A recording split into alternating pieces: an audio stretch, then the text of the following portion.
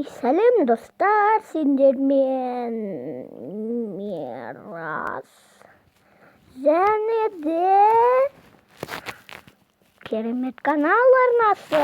Бүгін мен сендерге каналдың атын қалай өзгертетінін үйрететін боламын. Ендеше бастайық.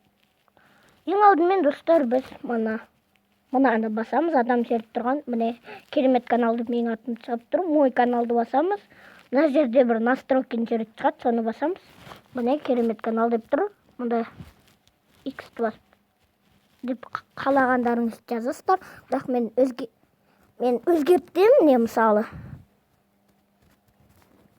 мистер Майк деп өзгертейік. Бірақ менің каналымда өзгермейді.